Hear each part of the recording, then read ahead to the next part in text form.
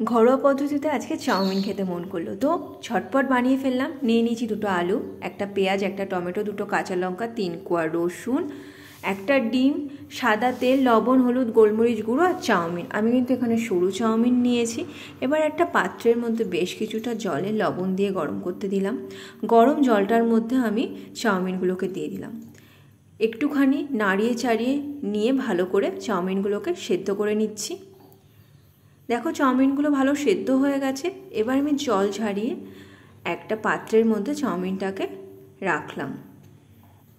দেখো চাউমিনটা একটু ঠান্ডা হওয়ার পর আমি এর মধ্যে গোলমরিচ গুঁড়ো দিয়ে চাউমিনগুলোকে ভালো করে মাখিয়ে নিচ্ছি।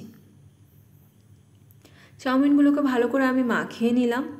এবার একটা কড়াইয়ের মধ্যে আমি সামান্য পরিমাণ সাদা তেল গরম করে নিলাম। এবার এর মধ্যে আমি দিয়ে দিলাম ডিম। ডিমটাকে আমি সামান্য একটু লবণ আর 1 চিমটে গোলমরিচ গুঁড়ো দিয়ে ঝুরঝুরে করে ভেজে নিচ্ছি।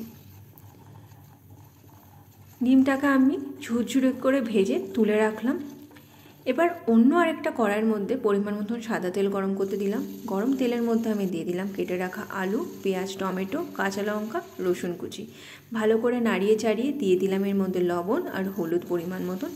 ভালো করে নাড়িয়ে চাড়িয়ে দেওয়ার পর এর মধ্যে আমি চাউমিনগুলোকে দিয়ে দিচ্ছি। চাউমিনগুলোর সাথে সবজিটাকে আমি ভালো করে মিশিয়ে নিচ্ছি। বেশ কিছুক্ষণ নাড়িয়ে চাড়িয়ে নিলাম। এরপর আমি এর মধ্যে দিয়ে দেবো ভেজে রাখা ডিমটা। দেখো ভেজে রাখা ডিমটা দিয়ে আমি আরও একবার চাউমিনটাকে ভালো করে মিশিয়ে নিচ্ছি। ব্যাস আমার চাউমিন একদম তৈরি। এভাবে বাড়িতে তোমরা বানিয়ে খেয়ে দেখো, নিশ্চয়ই তোমাদের ভালো লাগবে। ভিডিওটা ভালো লাগলে লাইক, শেয়ার, সাবস্ক্রাইব করতে ভুলো না। Thank you.